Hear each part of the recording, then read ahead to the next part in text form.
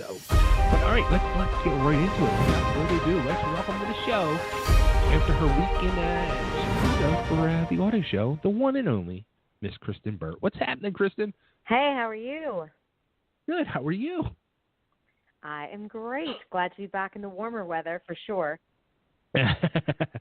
How was Chicago? Chicago was fantastic. You know what? It's a great city. It was very cold. It was about 12 degrees on average, and there was a big snowstorm while I was there. But I love the food there. I like the people, and I've got family there, and it's family that I really, really like. So it makes it always a fun time to go to Chicago. That's even better. Yeah. That's awesome. Good for you. So it turned into like business and family as well, all wrapped in one. Yes, I did my work, and then once I wrapped that up, I stayed an extra couple of days and spent time with my cousins. And we had a great time. Oh, that's awesome. Yeah, you know, It's funny because I always hear wonderful things about Chicago. I never hear a bad thing about it.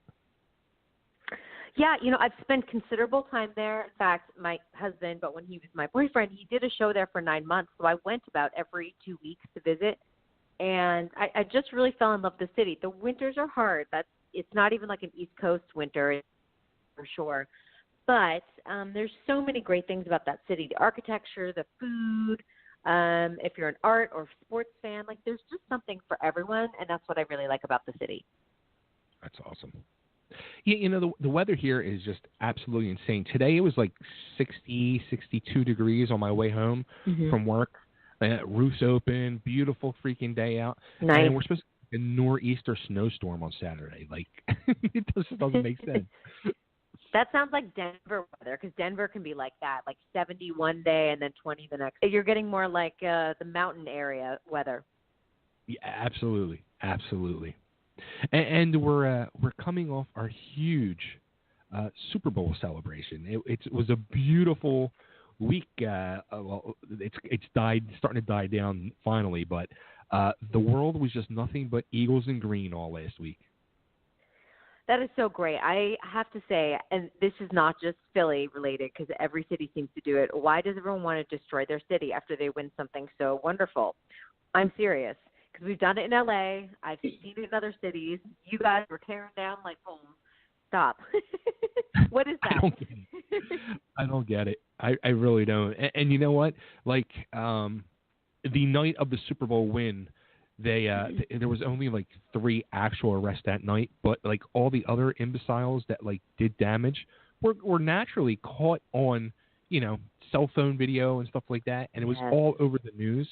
And throughout the week, every one of them got busted, which was awesome. And I've got to imagine a lot of them also lost their job. Probably, yes. Probably, yeah. Stop people. I don't know. And like, why do you want to tear down your city? That's what I don't get. You know what I mean?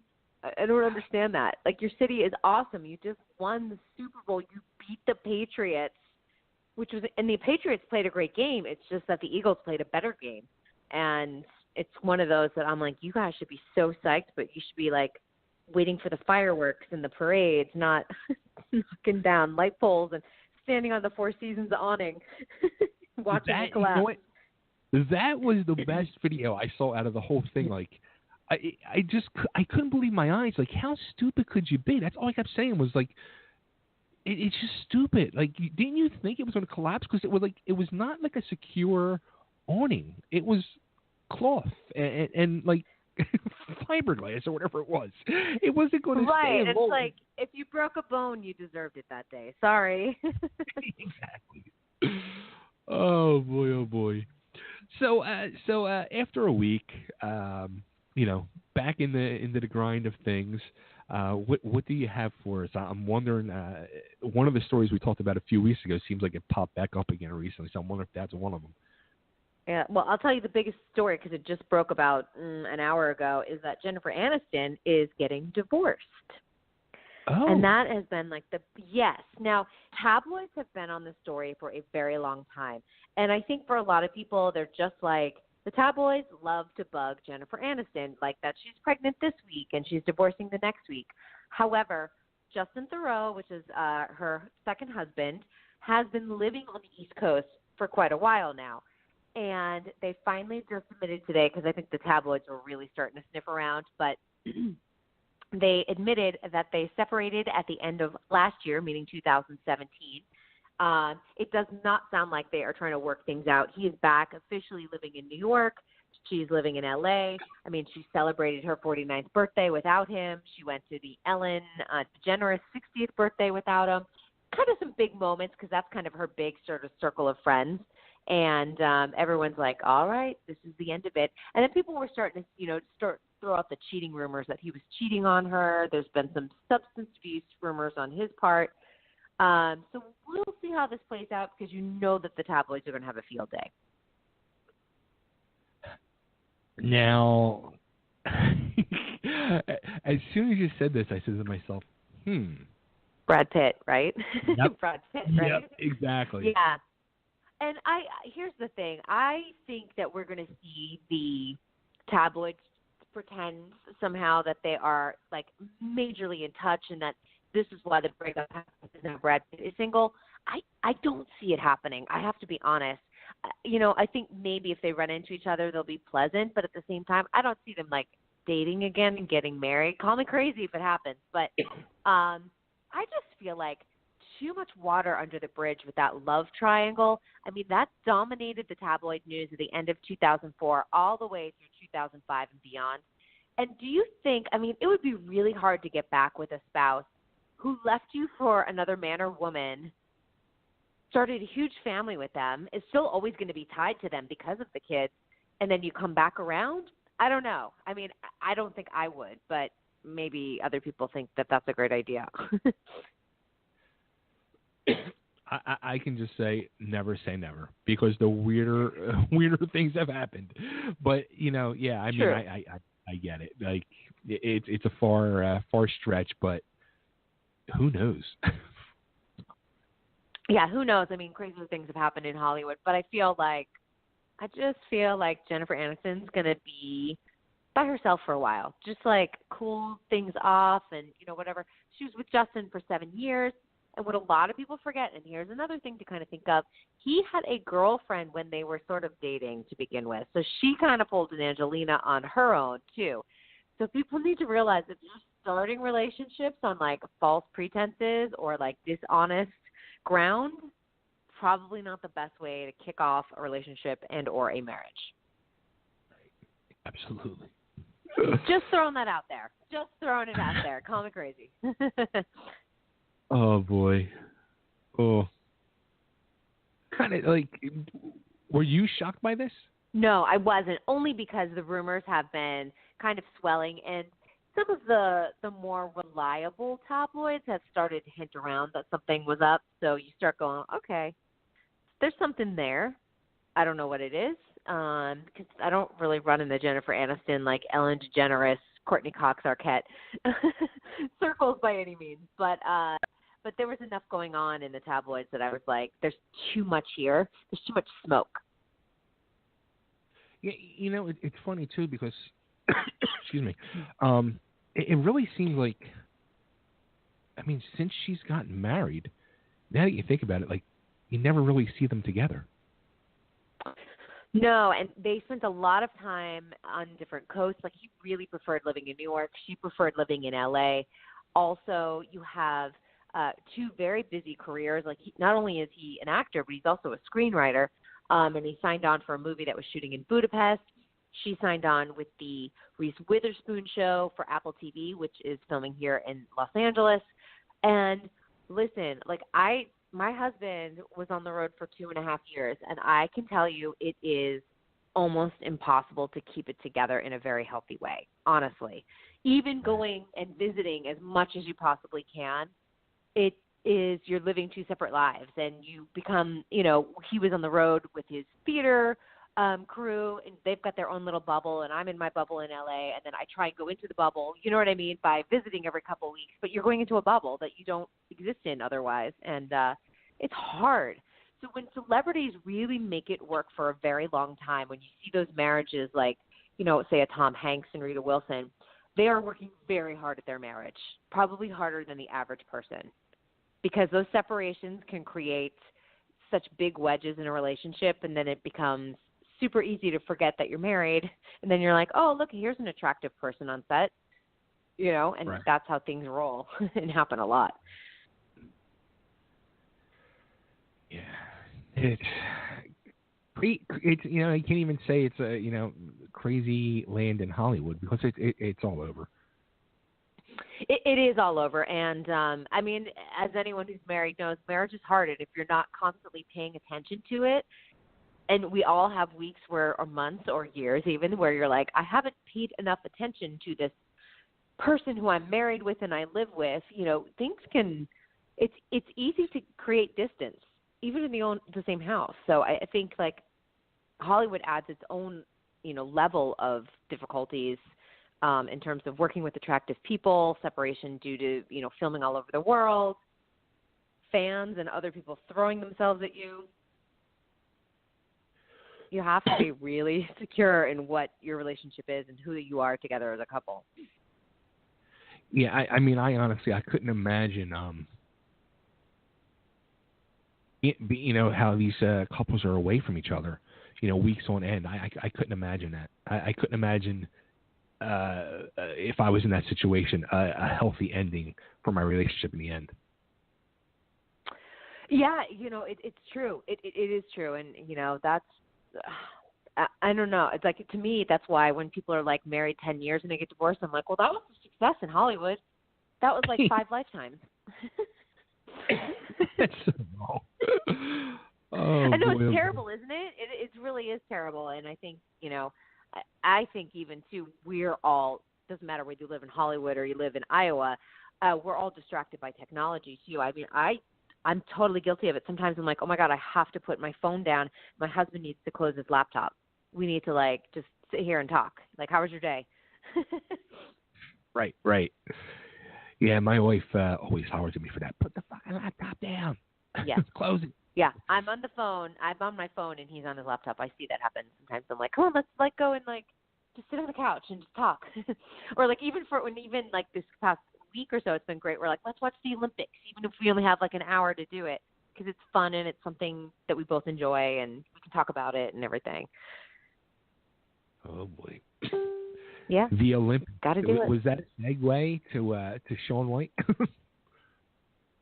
Oh, isn't that funny? The Shaun White thing. I don't know if you guys were as shocked as I was, like how it played out. Here's what I'm surprised about, and we didn't really talk about this, but NBC failed to mention it, like and I think we talked a little bit about this, like, they're promoting him as the big star, blah, blah, blah, blah, blah. I am so shocked that he doesn't have a publicist or someone around him who's like, let's do a sit-down interview with, like, Hoda Kotb on the Today Show, and let's talk about this. Let's get ahead of the story before you go into Pyeongchang and sit there and, maybe you're faced with this or confronted by a reporter. Because to me, had he just been like, you know what? I did some inappropriate things. Yes, we did settle it.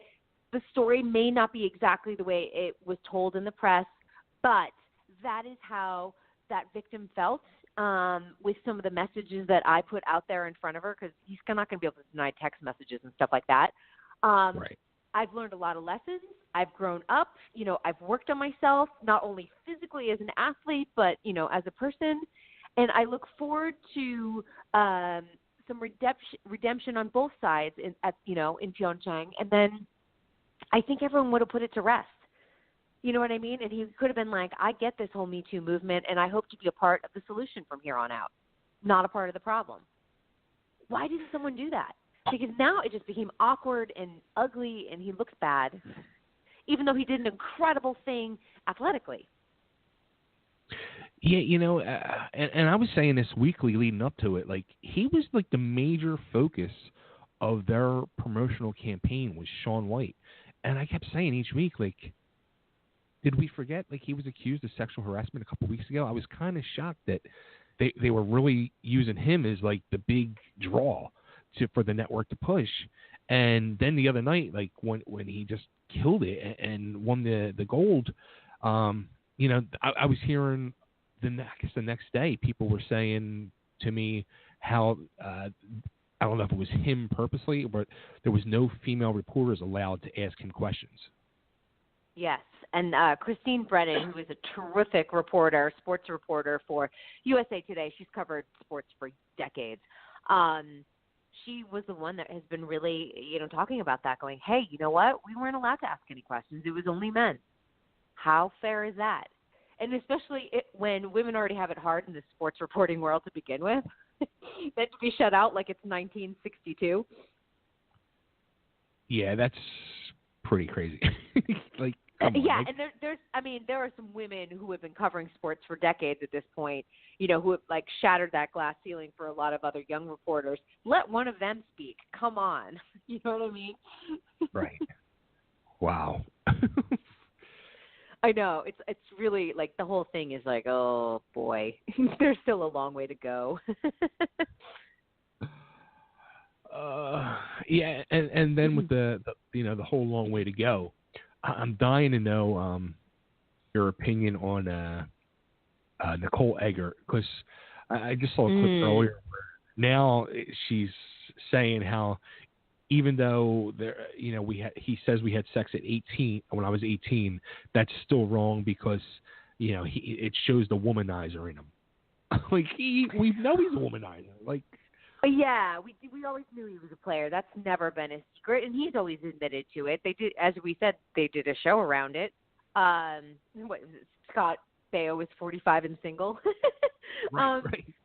But she was still saying that she was 17. He was saying she was 18. But I think you and I talked about this, and basically, like, look, you really don't want your daughter like starting off a job at 13, 14 and working with someone who's already in their 20s. And then the second they turn 18, he sleeps with your daughter. And we're taking the 17 element out of it again. We're putting the 18 on the table just because she's legal. To me, that still seems like an inappropriate boundary was crossed. Yeah. Even though, of course, she's 18, she's an adult, she's allowed to do what she wants by the law. Of course, it's legal. But to me, it's an odd way to treat a long-term relationship with a coworker on his part. Yeah, totally. I mean, and what she was saying, like how he was playing the role model of her caregiver for years, and then he slept with her. Yeah, I mean, yeah, it's wrong. Yeah, I mean, if you just make it personal, like just think about a daughter. A niece, your cousin, whatever it is, to me, it's icky. It just is icky. And like, it's just one of those things, like, he knew better. He just did. But now Alexander Polinsky has come forward, and is also alleging abuse on the Scott Baio side, not only, in terms of like sort of mental and emotional abuse, but he's also saying like that, he tried to pull down his pants, that Scott Baio exposed himself, some weird stuff. And again, now that it's two people on the same set, I know everyone's like, it's just a cash grab. But I'm like, listen, think that they're going to be able to get any money out of this in terms of, statute of limitations on the criminal case. The only thing the police can do is like look into it, try and see if there are other victims and things like that. Because this happened in the 90s. We're going way back on this. So why would you come forward if there's nothing that you can get out of it? And so the only reason I say is that they're saying it is because they want to make people aware. Like, I was a victim. I was a kid. I didn't have a say in this. Because otherwise, why would you go out there and make yourself look crazy? Right. Especially a man, like, Alexander Polinsky is now. It's hard to believe that, I remember him as like an 11-year-old on that show. But again, men who are abused, it's harder even for them to come forward than women. So why would he be making these allegations? Because I know people are like, they're lying. And I'm like, well, why would they be lying? And everyone thinks it's a political thing. And I'm like, well, I don't like Scott Baio, but I'm not going to come forward and make up charges against him because he likes Trump. You know what I mean? I haven't heard anyone give a good argument when they think that Nicole and Alexander are lying. I think it's hard when you do hire Lisa Bloom or Gloria Allred as your lawyers. I do think that. because they have done cash grabs in the past, even though they're trying to sort of call attention to sexual harassment. I mean, honestly, I have to be honest. Like, if I was going to come forward with true allegations about someone, let's say in my own Me Too case, I would find a lawyer that has nothing to do with, like, Gloria Allred or Lisa Bloom. I just feel like as much good as they have done, they've also sort of raked through the tabloid mud, too. Yeah. I just think I would find a different lawyer that would be able to get my case heard, but from someone that doesn't have the reputation that they have. Also, and I've said this before, I don't want money from someone that did something like that to me. Do you know, it just feels dirty. Yeah, absolutely. See, yeah. I didn't even think of it as a cash grab for him. I'm just thinking to put with the whole Nicole, not about Polinsky, but it just seemed like a way to put her name back out there in the spotlight. Yeah, but what does she get out of it? Because, I mean, she's had to basically, I think most of her social media accounts, I can go and look too, but I think she's made them all private. You knew she was going to get scrutinized by Scott Baio's fans and supporters. And he does have a strong team behind him. What is it going to be? Is it going to be that let's see, her Twitter account is open, but yeah. I mean, I just think like she is going to take a lot of abuse from people on social media, no matter what. But Scott is fighting this. I mean, he is standing up and he is fighting this. So, you know, he really believes that he did nothing wrong, or he's completely delusional. But I mean, I'm choosing to believe that he thinks he did nothing wrong, and that's why he's fighting so hard against this. Yeah, and like, I mean, it really is comes down to a whole he said, she said thing. And how does this get solved now? You know, like you're saying, 20 years later. Yeah, and the only other thing, and it would be interesting to see what the LAPD investigation, because Scott dared her. He's like, if you've got something, go to LAPD. And she did. And now they have 10 witnesses who have supported her statements, saying that they have seen other things on that set or inappropriate behavior between Scott and Nicole. That's what's going to get him if, and I say if, LAPD finds these witnesses and these statements and her statement and Alexander Polinsky's statements credible. So in other words, that's what, like, yeah. I mean, if you've got enough people, that's 10 is a lot. I mean, you're on two hands at this point. You know what I mean? You're moving on to your third hand. Yeah. That changes everything. It does. So we'll see how this plays out. I don't like how either side, and I'm going to say this, is like doing press conferences and playing this out on Twitter and playing this out in the press. I think everyone will take it more seriously if you just like let LAPD like do its investigation and let it play out the way it's supposed to. Yeah, I mean, that's got to make things so much harder because everybody getting involved with the Twitter and, you know, just walking down the street and getting stopped by people and they just start, doing their own press conferences on the street, and it just makes things so much more clouded. It does, and I think that makes it even more difficult. You know, you've got Scott, who's got a very big mouthpiece. He's got a lot of supporters, and then there's a lot of people yelling that it's a political, thing, and that, the liberals are, like, going after him because he's a conservative in Hollywood. I mean, there's so many weird sides to this story, so I'm like, just let LAPD do this right. Yeah. Yeah, and let them come to the conclusion. Like, it did happen. No, it didn't happen. Whatever their decision is, let that play out. Because, if he is guilty and LAPD finds something, that's a problem. If LAPD's like, there's just not enough evidence, or we just feel like this was just weird boundaries were crossed, but everything happened when she was of legal age, then let that be the conclusion. At least, in the court of public opinion, that way people can just kind of move on. But, it's going to be tough for both of them until there is some sort of conclusion on this.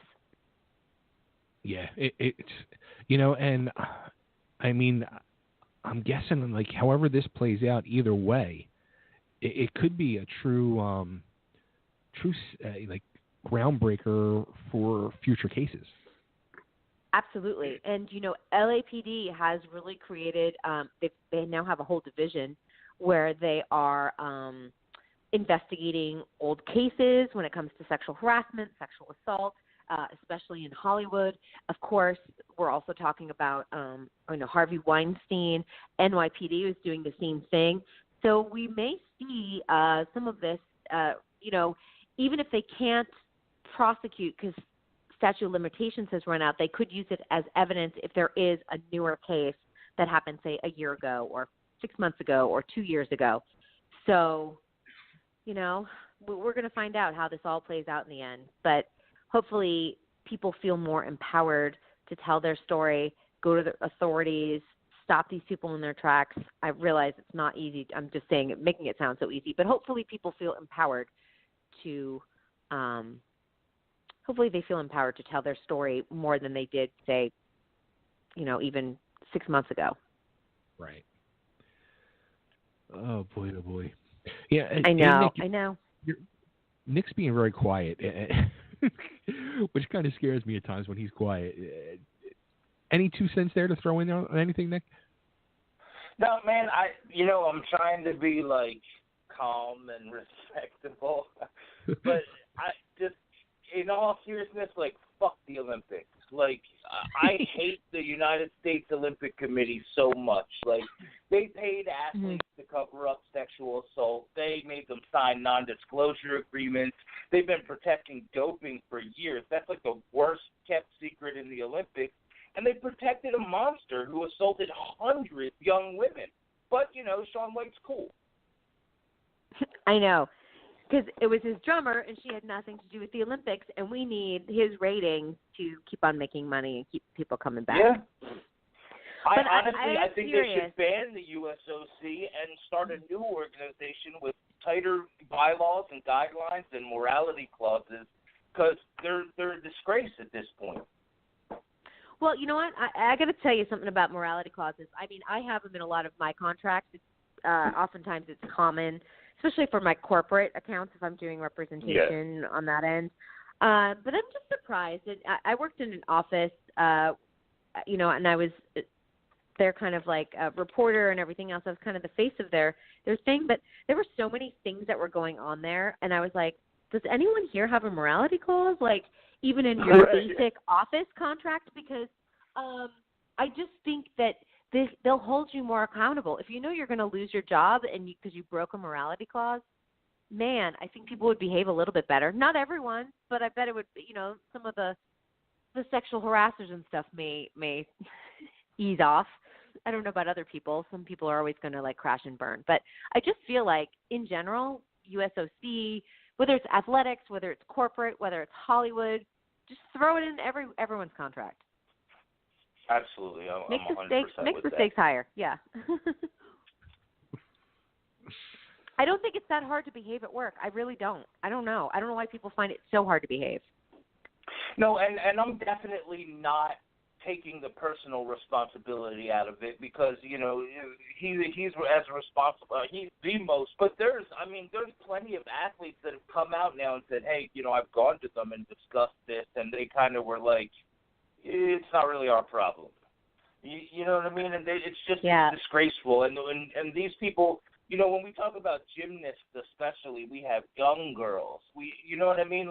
The amount of exposure they have to these people when it comes to training and how many hours they spend together per week, it's mind-boggling that this went on for so long.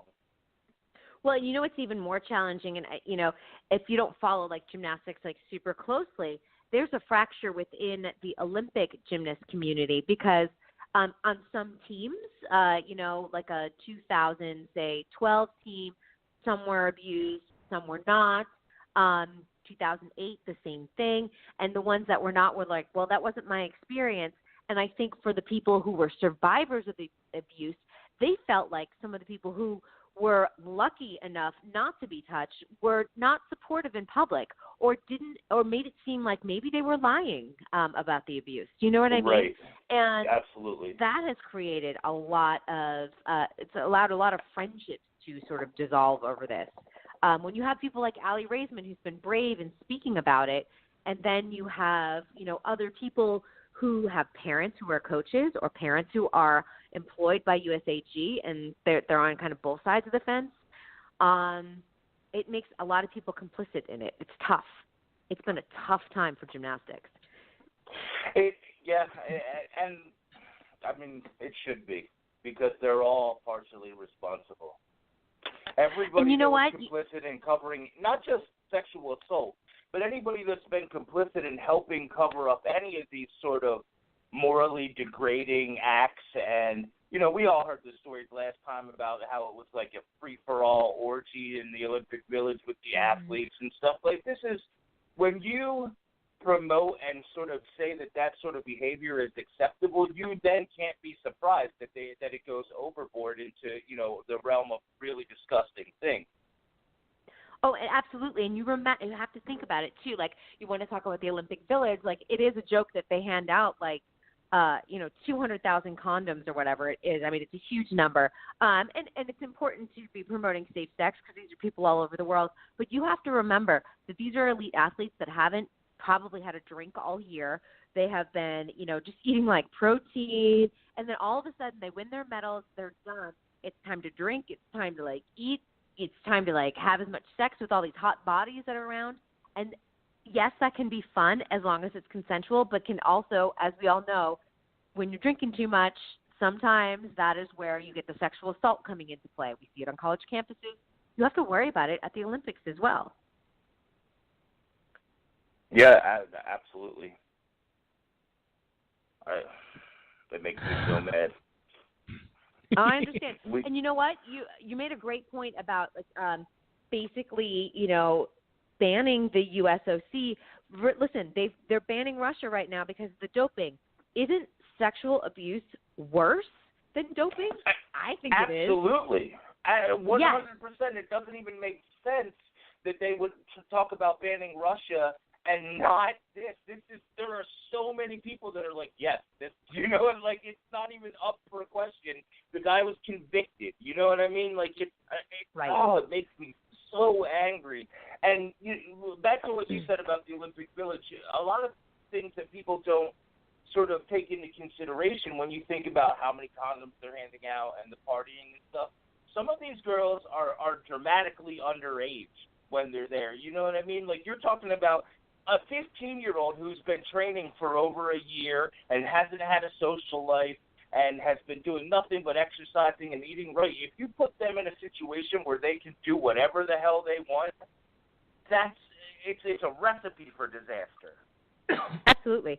And I will tell you that for a lot of the gymnasts, this happens with wrestlers, because it happens to both male and female, also figure skaters, they're on such a strict diet, and because a lot of them are always dealing with either weight class issues, figure skating and gymnastics, you need to be as light as possible. They wind up with bulimia post-Olympics because they start binging. They haven't been able to eat cake and pizza and burgers, and then all of a sudden they are, and they binge, and then they gain weight, and then they need to vomit because they're like, oh, my God, I'm getting fat. It's this horrible cycle that is really hard for them to get out of. So, there's so many issues to even talk about when you're an elite athlete, and I think they're not discussed enough.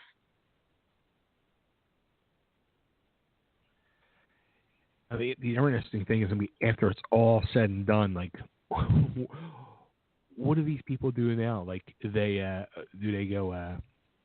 They're going over there and they're out of control. Does the out of controlness continue once they get home? Yeah, for some of them, yes.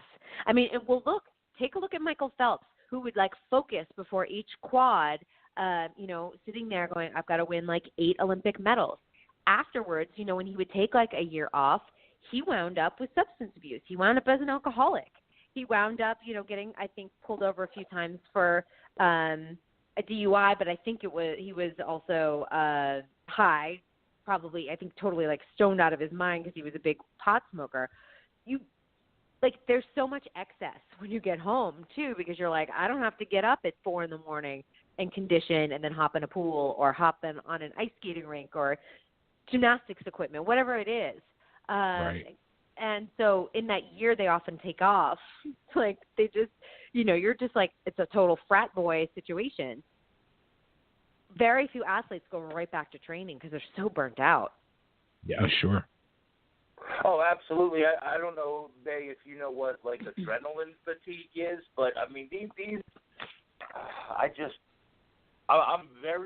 I'm really into gymnastics, but this has really just like, I mean, it's killed anything that I felt good and positive about it. Like, well, yeah, I mean, I have been someone. Listen, my mother has followed gymnastics for a long time, even when I was a little girl. So I kind of and figure skating. So I kind of just grew up watching it, even in non-Olympic years. So I've always been a big follower of both sports. And when it comes to gymnastics, like I have traveled to Olympic trials. I've bought a plane ticket. I've bought tickets to watch the Olympic team be selected and everything. You won't find me going to nationals or giving USA Gymnastics any of my money until everybody's gone. There's no place, there's a clear direction and everything else, because I'm not giving them my money. There's no way. I agree. I have the Olympics blocked on the TV in my house. I refuse to even give them a minute of my viewing time. Fair enough. I mean, really. It sucks. No, it does. I know, because the Olympics are fun. They really are fun. And, there's something great about cheering on athletes, and especially the underdog or the unexpected person who wins a medal. That to me is exciting. And it's unfortunate the athletes who are clean, who have abided by the rules and everything else, are complete role models when they're working with crappy organizations. It sucks. It really, yeah. It's funny, man. Even like in my everyday life, when me and my daughter, she'll be not feeling good and not want to clean up or something like that, and she gets so tired of me telling her the Kerry Strug story, because I was like, so you're not sick enough to not clean the house. Let me tell you about Kerry Strug, okay? And she's like, oh my God, would you stop? I don't want to hear the story again. You have to be like, you can do it, Kerry. But here's the thing, like, that is Bella Caroli, who, like, is basically like, okay, you've broken your leg, but we need your last vault in order to win gold, even though they didn't. And she did, like, this incredible vault, and then, of course, knocked herself out of the rest of the Olympics. But that was the mentality. And you look back on it now, and you're like, oh, my gosh, we're basically telling, like, a 16-year-old, go for it on a broken leg and win the gold medal for your country. It was amazing. And, she was a Caroli athlete, and she was programmed to do what you were, trained to do under any circumstance. And the Carolis have long been, like, let me tell you guys, there was a book that came out, and I think it was, I want to say, in the 90s, in the 90s at some point, like in 94 and 95. It's called Little Girls in Pretty Boxes by Joan Ryan.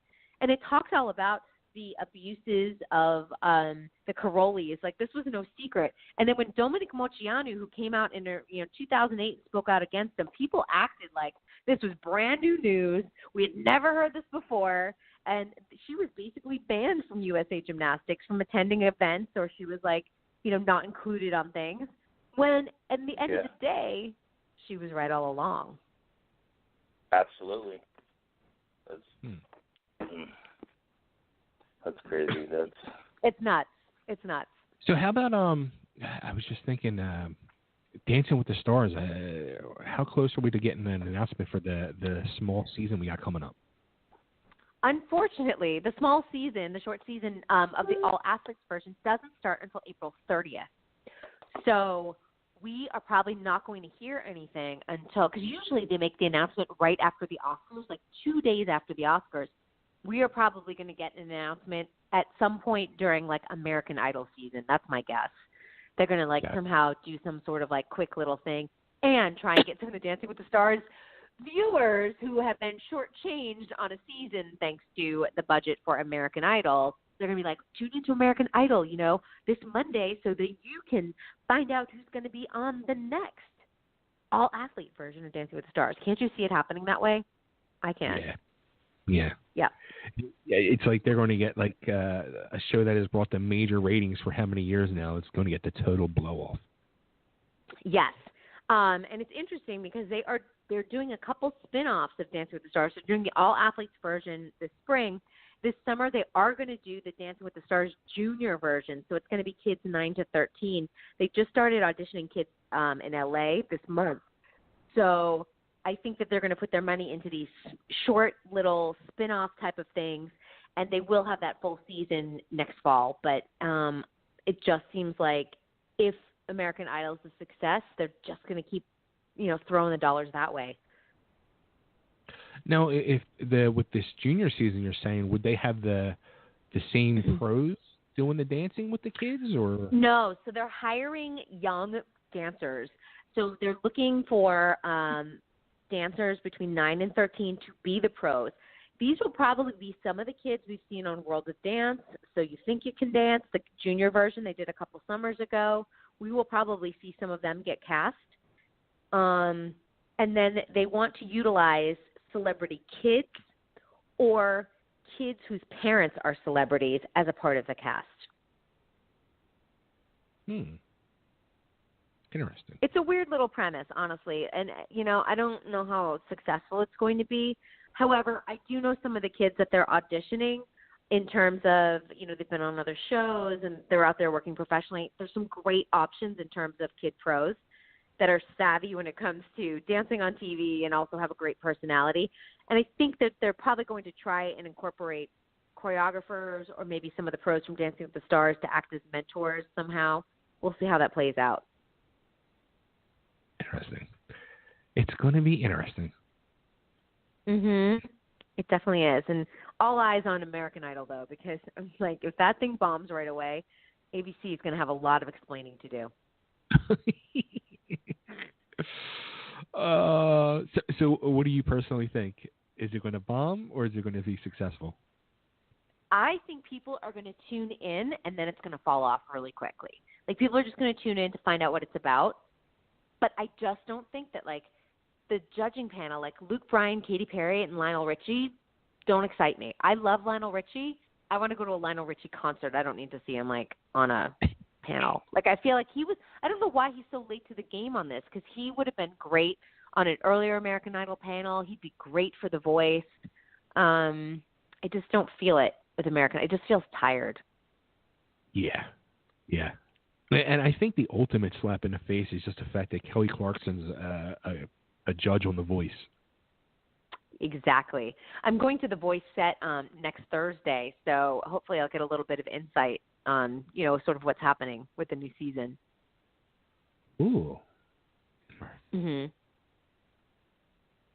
Always got something going on over there. Always, yeah. It's like so crazy and busy. It's exciting. So what else you got planned for the upcoming week beside going there? I'm trying to think. I do have the Costume Guild Awards are coming up on Tuesday, and that was kind of exciting. They're honoring Kerry Washington. It is all of the costume designers for the Oscar-nominated films will be there. I think Gina Rodriguez is hosting, so it's a really good group of people. Very female-centric award show for sure, but always one of the most fun ones of the season. And I've got The Voice visit, and I also have the Los Angeles Ballet is doing a gala, but they're honoring Derek Huff. So Dancing with the Stars fans are all over that. So we'll see what comes of that. He's still, he's on World of Dance, but people on Dancing with the Stars still, want him back. I'll tell you what. As a matter of fact, tonight is the Thursday, and what's that Thursday night called on Must See TV or whatever it is on Thursdays on ABC with Scandal and Brady. Yeah, that's the Shonda Rhimes night. Yeah, I'll tell you what. This season CGIT, isn't it? That's it. This season of Scandal, which is their last, is off the hook. I can't. I'm like in my head. I'm fighting myself. Are they going to kill? Olivia Pope, or is she going to go to jail, or is she going to ride off into the sunset with the ex-prez? It's going to be an interesting ending to a series. I know. I adore Kerry Washington and that whole series. I think they've done a great job with it. Thank God it's Thursday. That's what TGIT is. But they've done a great job with this series. So I'll tell you what, I could watch her, like last week was prime example, like when she gets the upper hand and they show her do her strut through the White House. I could watch her do that strut because she has so much attitude and just like, I am the shit walk. It's amazing to watch her just walk. Yeah, to me, I love her. There's something about Kerry Washington. Like, I love watching her when the character gets angry, when Olivia Pope's angry because she's like, fits, yep. Whatever. I love looking, this is crazy. This is such a girl thing. I love looking at her lipstick color every week. And I'm always like, oh my God, that's amazing. Like, I love like the whole thing. Do you know what I mean? Like, I care about the character. I care about the lipstick. I care about the outfit. I like Kerry Washington as a personality. It's really funny. I'm not like usually that way into like a person or an actor, but on that show, I'm just all in. It is a great show. I'm going to be bummed to see it go. Yeah, it's awesome. And actually, this week they're doing a crossover with How to Get Away with Murder, and she's on How to Viola Davis is another one of my favorites. Don't even get me started. Good stuff. Good TV right there. I wish Nick was on that party. Oh, I know. Yeah, man. Catch up on it on Netflix. That's true. And you know what? I joined the Scandal party way late. I was like, I don't care. And then I turned it on one weekend just because there was nothing else and started it on Netflix. And then I was like, oh, I see what I'm missing. I get it. It's funny because I watched the pilot episode of Scandal. Like I as it aired live, I saw it. There was a couple actors and actresses in it that I was really looking forward to see. It's like some things are just not for me. You know what I mean? Like, but I watched it because I heard that the girl that I liked from the Gilmore Girls is in it, and then I was so pissed because she got killed in the first episode. Paris Geller, yes. Paris Geller on Gilmore Girls. She's the best. But now she's on How to Get Away with Murder. So why aren't you watching that? Oh, see, I didn't know that. We might convert you just yet. Yeah, she's a great actress. And but yeah, it's one of those things. You know what? Game of Thrones, totally not for me. So, and everyone loves it. Sometimes you just don't care about a show, and everyone else. You feel like I'm out of the water cooler on this, but. Yep. Oh, too funny. Cool. Anything else to throw out there before we let you go? No, I'm hoping to nap a little too. It's a busy time of year. Sleep, it's overrated. Oh, no, it's not.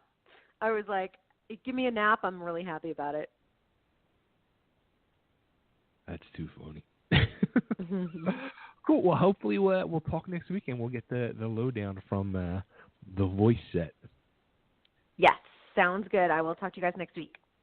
You got it. Take care, Kristyn. Yep. Bye-bye. All right, there she goes, the one and only Kristyn Burtt. Check her out all over the world of social media and find out what she's up to because she's always up to something. Look for her on Twitter, Instagram, Facebook, and possibly even Snapchat. That's Kristyn Burtt. Kristyn Burtt. That's Kristyn Burtt.